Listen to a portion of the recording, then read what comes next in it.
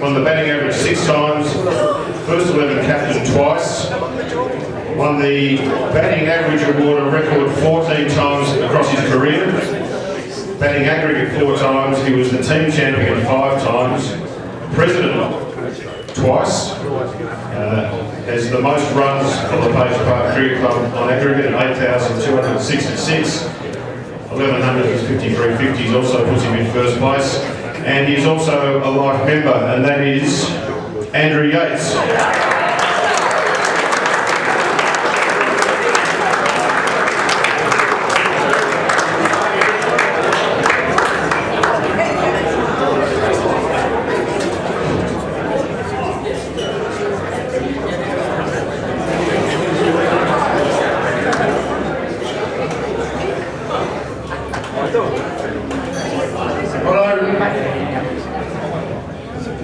Now, Andrew, you're probably one of the most revered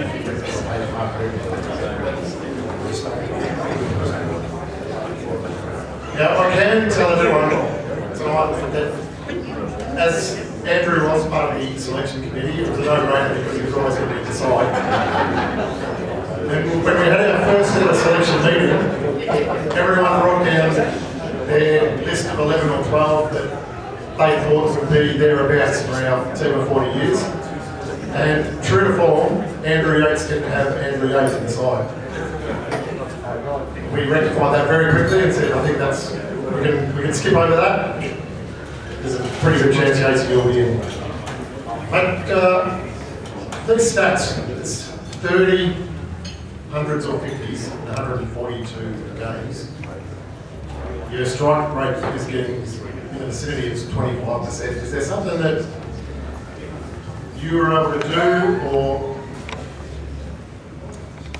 skill-wise or mentally, that allowed you to be so incredibly consistent? I think any batsman, when they first go to the bat, they should just try to consolidate, assess the situation, and accelerate, not accelerate.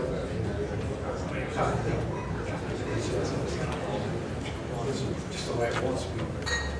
It's just about that.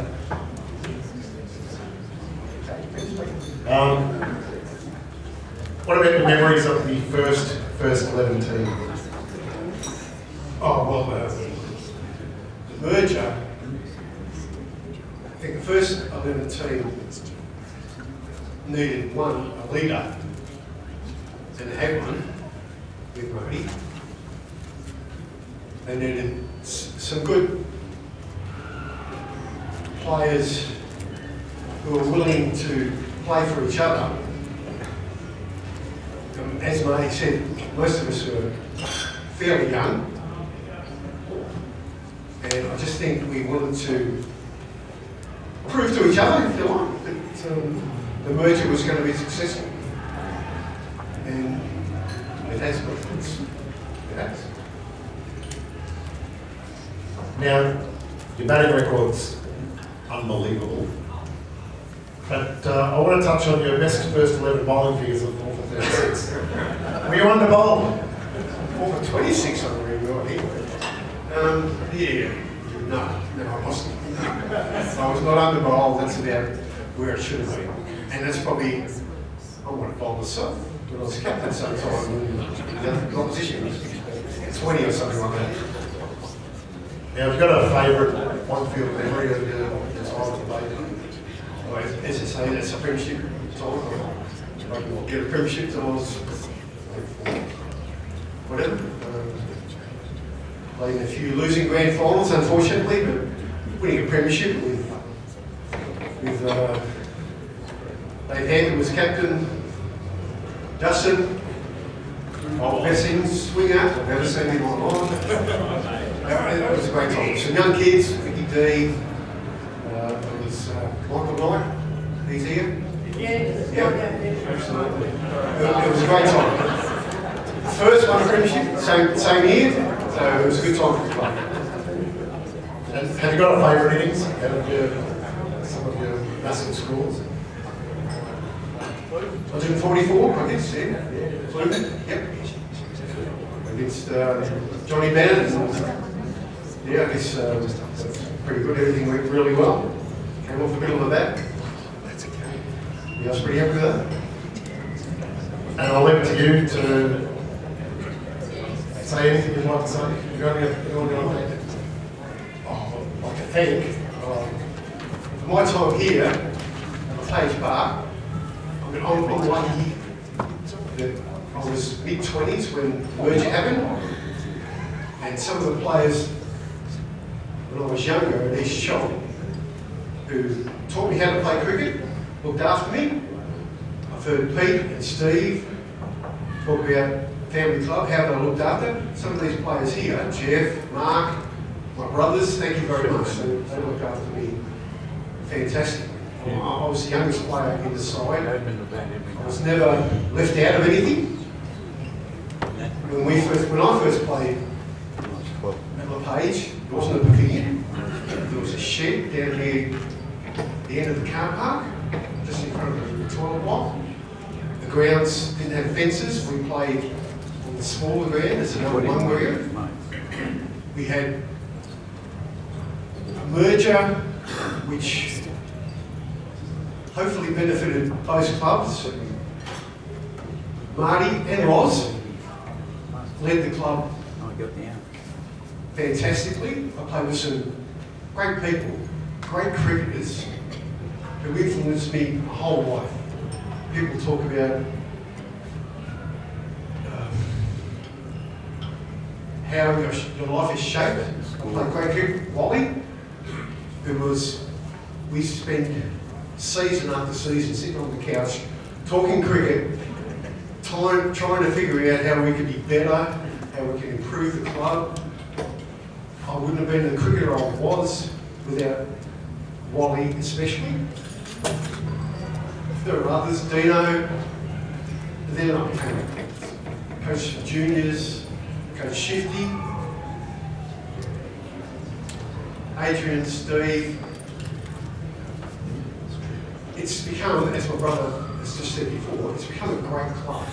It's not just the players on the field, it's what happens off the field.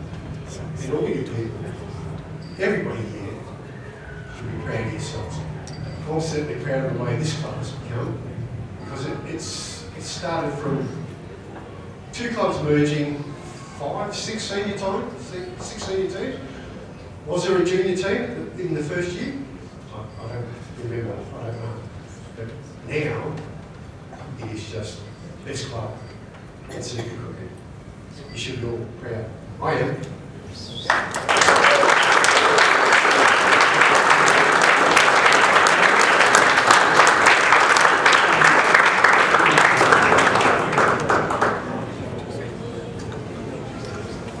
Thanks, Yati.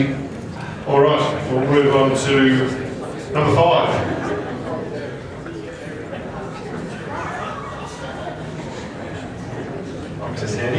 Debuted in October 1991. 108 matches, first 11 cap number 62, 2,827 runs, 200s, 15 50s, highest score of 121, with a batting average of 29.76. 4 finals, batting average award 4 times, batting aggregate twice, CMCA batting once, first 11 captain 3 times, and president twice. Now I've told Yates he wasn't president twice, he was secretary twice. So Tim will have words afterwards about your PowerPoint presentation skills. And so number 5.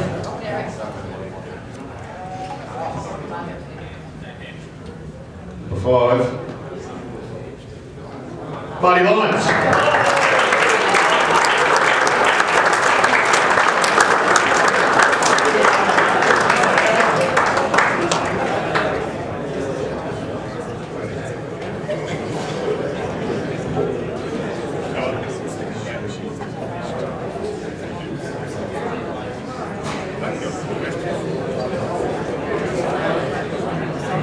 Now, Marty, this one probably doesn't apply to you. A little more than some of our previous speakers who grew up on the Silva page. How did you come to be at the Painting Art Club? Well, riding Church of Christ at the time, thought that I didn't captain very well. And Dave Hampton must have got on with that. And Hannah's rang me about a week or two after Brighton Church of Christ said to me, don't think you should be captain, you should be coach. And I didn't like that idea too much, especially when I think I made 110 runs in the grand final that year, and I thought that might be a bit rough. So I liked the idea of going on the coach. And I think the first time that I arrived there, I had Porter, Nemo, and Dave Hampton at the local pub, having a few beers, and I thought, this is going to be very interesting. Now we've got an amazing finals record. For a long time, averaged 100 in finals. Was there something that within you that allowed you to thrive under that pressure? It's a really interesting question. I used to wonder, how come I'm doing this? And I had to question myself a little bit. But I think it was my concentration and my preparation, and I just had that inner strength to make sure on a big day that I could do what needed to be done. And it was really important to me to achieve this. And I had a lot of big days in finals. And right now, thinking back, they are some of the best days of my life. And particularly, one of the ones not at the page was when I was playing at Elwood and beat East Sandy in the grand final. And I think that was probably one of the best days of my life. Everyone loves beating East Sandy in the grand final. From your time playing at the page, any of your memories of some of your better players, or some of the players that you enjoyed playing with? Plenty. I'll never forget playing with Andrew Yates. That with Andrew Yates was a bloody pleasure. Being a left-hander and then being a right-hander, it just seemed to me pushing away at the leg and Andrew at the other end. And of course they bowled out next side to him, and Andrew would just go flick it away or bang through the covers before. He just did that time again. I'm thinking, all I have to do is just stick around here and he'll take care of it. The left-hand right-hand combination in about that time was really fantastic. I got other great memories. Corey Elzar, when he arrived on the scene, indoor nets. Oh, who's this kid? Bang! Straight into the wall. Corey Elzar then went on to be one of the best players over the next few years of Page Park. And could mention a couple of others. Characters who did some good things. Jeff Neighbour, Jeff Keel, lots of interesting people there. Some of the memories were absolutely fantastic. I just like my time. Now we were chatting a couple of weeks ago, and you told me the story about missing out on the CMCA batting average to Phil Martin. What happened is Doug McDonald, Austin McDonald's brother at Brighton Church of Christ, was responsible for putting in the averages and submitting to the CMCR. So if you didn't submit them, then you weren't in the race. I'd actually won the batting average, I think fairly easily, and whoever was second in the batting average, that team didn't submit their averages to the CMCA either. But like Page Park was organised as they are, they did. And Phil Martin was batting number 9 or 10, had about 5 not outs and just qualified for the right number of runs. And of course it was awarded the batting average, even though he ran third technically. But he won that trophy. I was sitting with him on the same table as him that night. It's good that you've been able to let it go.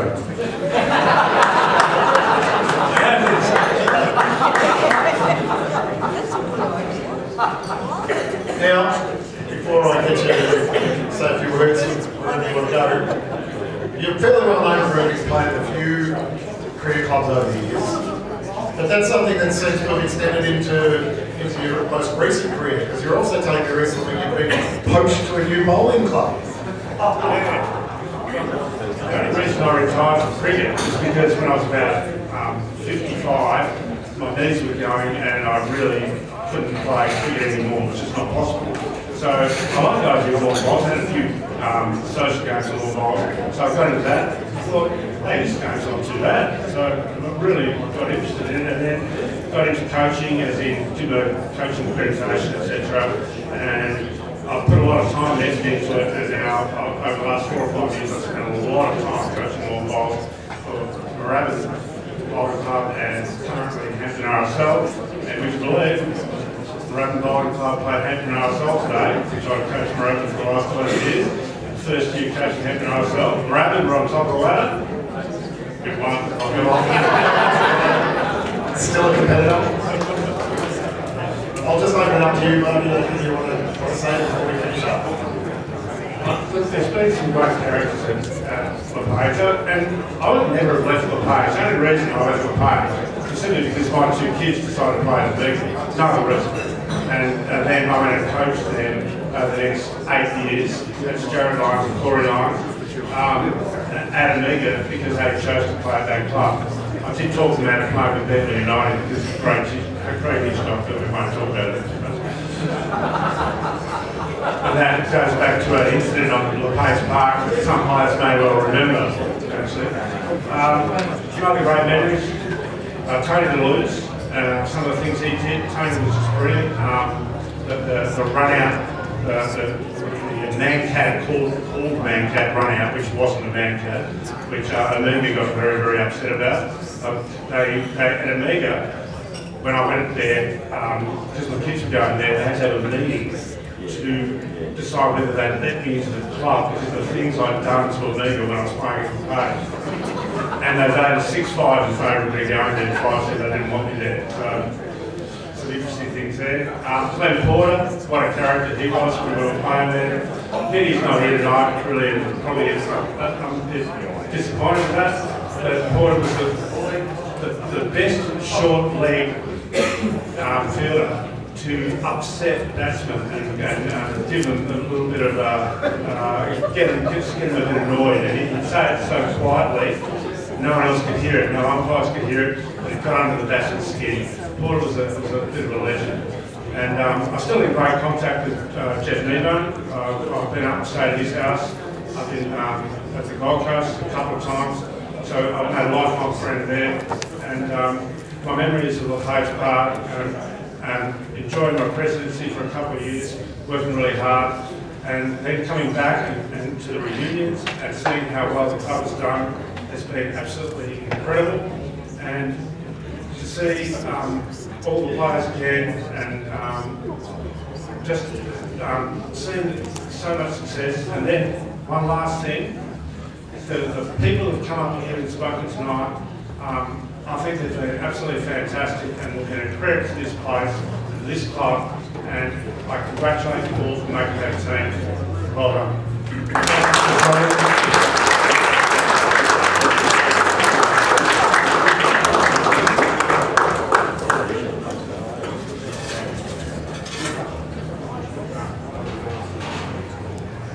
Well done, Marty.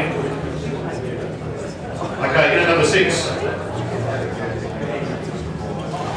Debuted in 2011, first 11 cap 140, 122 matches, 2,871 runs, 100 1950s, highest score of 100. That's highest score. I made 100 one days, haven't I? 27.08 batting average, 10 finals, 3 premierships, club champion 5 times, batting average award once, batting aggregate once, 203 wickets at 19.1. Best bowling of 8 for 6, 5 wickets in an innings 5 times, 2 hat-tricks, the bowling average award 3 times, club record bowling aggregate 5 times, team of the year, LePage Park team of the year 8 times, and the Seeker team of the year twice. Number 6 is Oshan de Silva.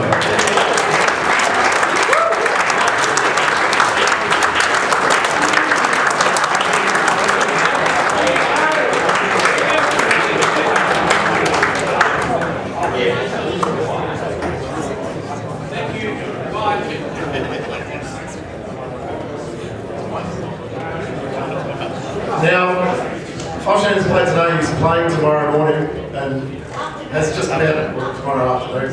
He's got very little voice left, so we promised him that we're not going to make him say too much. The one question that I had, the first question that I wrote down is exactly how old are you? He's been 29 since he arrived at the page 12 years ago.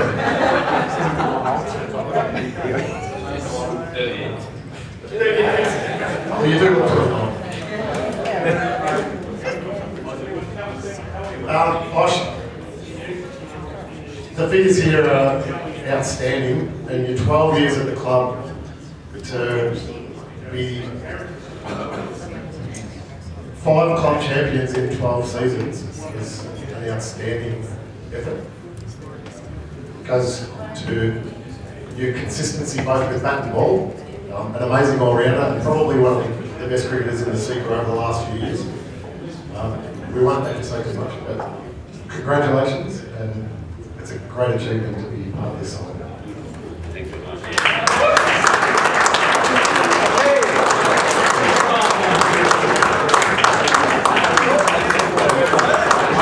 Got to save those vocal cords. They're very important when you're bowling and batting.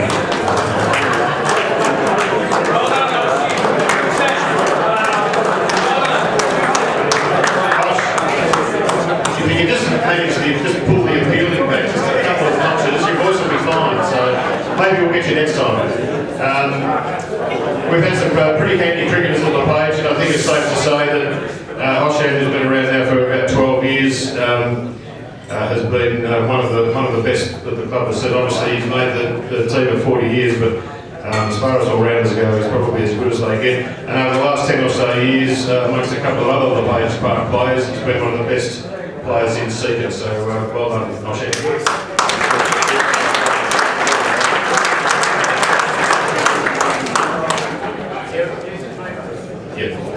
All right, so we'll take a break shortly, but first of all, we just want to get Edi Meljak up here for a quick chat with Pete. Where are you, Ed? Yeah. There he is. Yeah.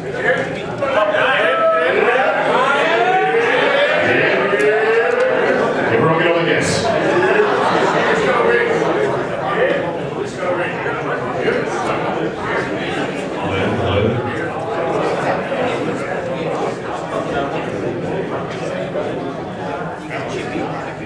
Ed, do you want to take a stool then, or try and keep it too long? Take a stool, that sounds a bit rough, Ross, doesn't it? Take a stool. In the room or yeah. All right, Tim. Okay, Ed. How did you come to the club? How did I come? To the club? Well, I actually played at East Cheltenham as a junior. I played when I was 10 years old. Played with my brother and all his mates. We were 14s, so I was under 14s. That's how we got the end. And sorry, in case anyone doesn't know Ed, everyone knows Ed because he's 413 games record holder, so that's why he's up here. I forgot to mention that, it's all in the bio here. But yeah, it's 413 games. Do you reckon Ed, 413, not going to add to that? That's about it, done? Oh no, you never know. If I'm available, you're in trouble. I know Maxi's looking for an opening batting partner. You never say never. Maybe get Kerry down for a game with Jenny next year. Oh, No. Sensational. So I remember Ed, I was youngish, I suppose, and I remember Ed opening the batting in the maybe late 80s, Ed, with Kenneth Goodmas. I couldn't believe how far Kenneth Goodmas batted outside his crease. He was like the crease was here, and he batted out here. Didn't he, what? You remember that? And what an absolute joke that was. I don't think he made too many runs, well, but anyway, it was good for him. But I remember you opening batting with Kenneth Goodmas, and your thoughts around those days and early days of coming to the ones, and how impressed with you and the guys that you played with in that team? look, I think the club was struggling. That's probably why I played in the ones. I think for a while because we weren't. Don't talk yourself down. We weren't really strong. I did try and I did have a go, but I think I was just there, just doing the numbers. I don't think I was very special, but I did try my hardest, and that's when I was a very hard man to get out. But I did face many balls with nothing. Like, I didn't have a great striker. Fair enough, but well, you made 137 not out in the fifths. Oh yes. And you can enlighten us this day with a quick talk about this day because for some reason you were playing in the ones that year, correct me if I'm wrong, Yes. and you batted in the fifth 11 at number 6. Firstly, how did that come about? Who was captain? I read that, Tim. I don't know why it says number 6 because I opened the batting, so I don't know. We'll blame Luke Keane because he's in Vietnam because he had you at number 6. So apologies, Luke, and apologies, Ed. But you smacked him around. You had 17 fours, and you smacked him around, and you put on a partnership with a guy in the room who a lot of people will know, and you made 100 and let's say you made 100. You and this person. I think you know who this person is I'm talking about. You put on 156. This person in the room made 29. It's a bit like Maxwell and Cummings the other night. Very similar, Tim. Yes, Very you're hitting it like Glenn Maxwell off one leg. Very similar. So the person in the room we're talking about, can he raise his hand because he made 29 that day? Does he remember? And his name's Dave Crutchfield and he's sitting over there.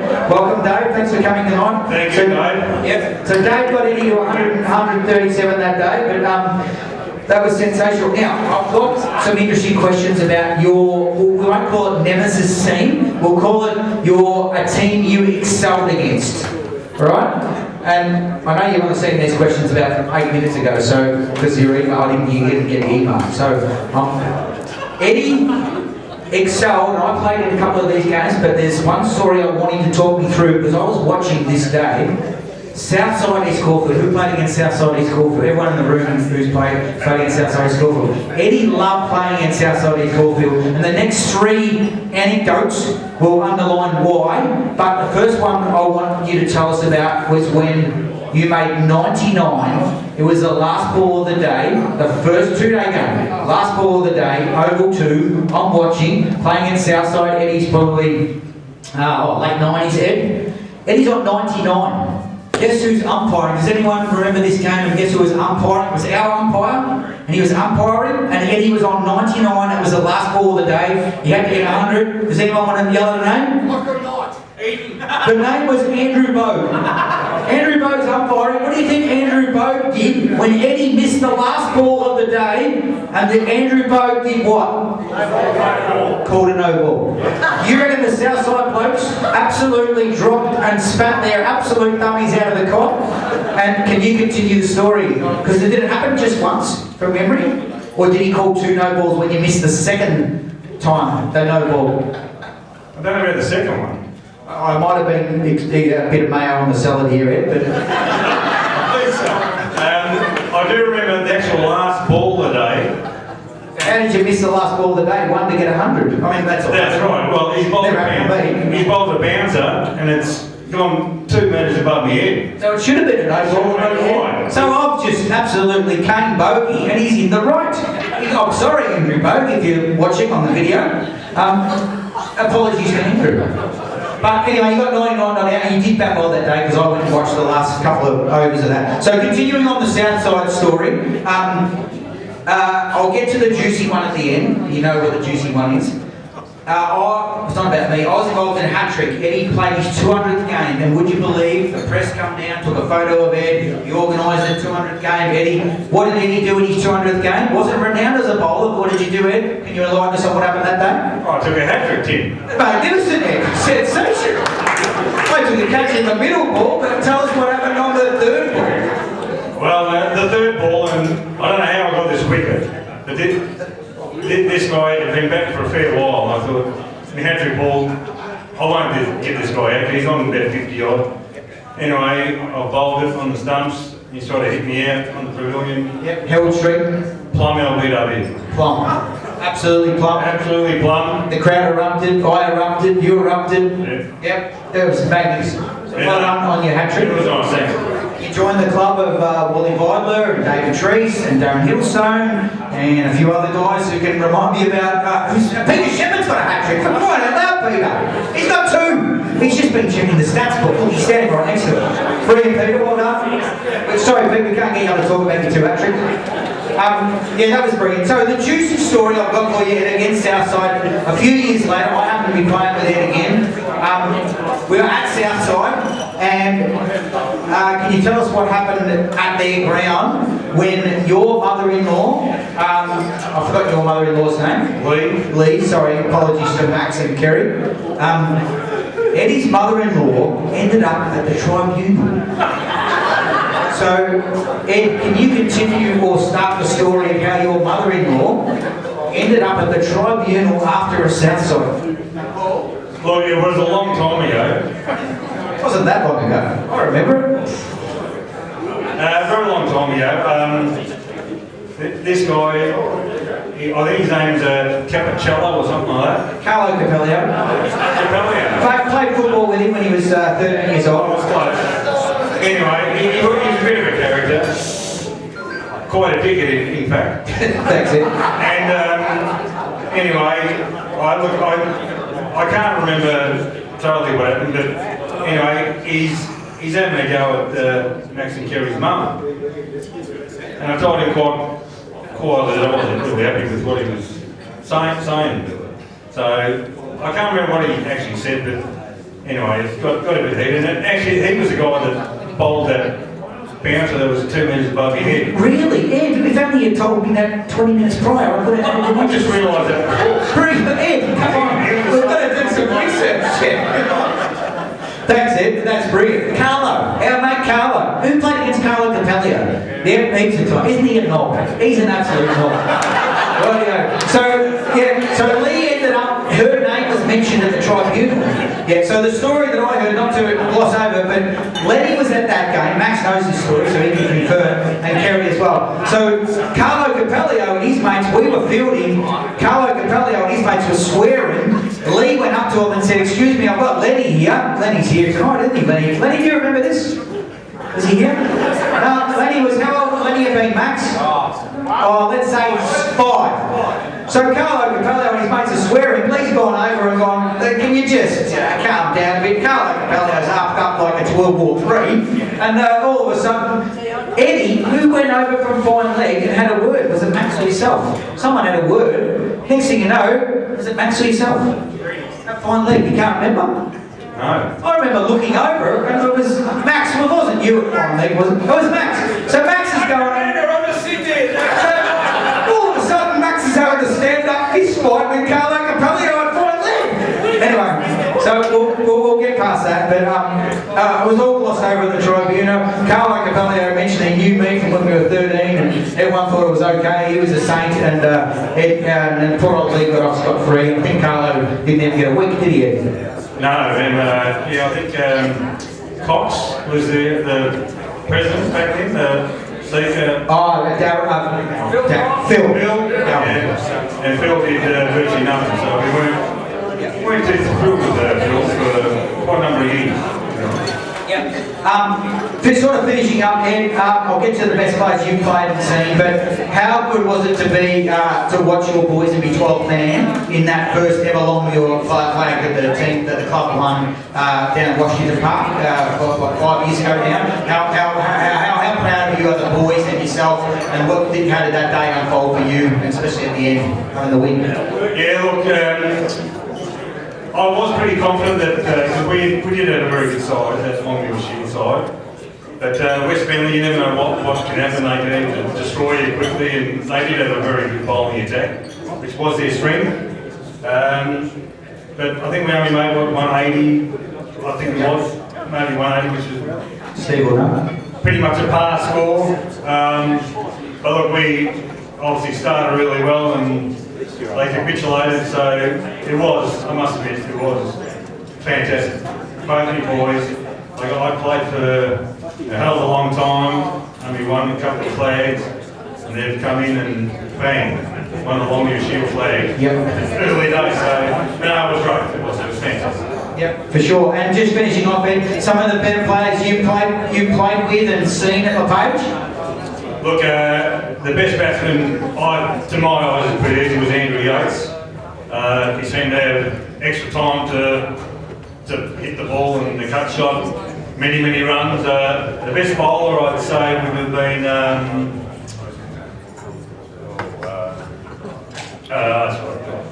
Jared Bradley. Yes. I think by miles. I didn't play, Not a bad bowler, Jared. not a bad bowler. I didn't play with him too much, but when I did, he would just turn it on. Well, that grand final was... Instrumental in that grand final. I think he was MVP, Steve, that day. Yep. Yeah, so him, probably the best all-rounder was, and tonight he's in the team, was Oshan.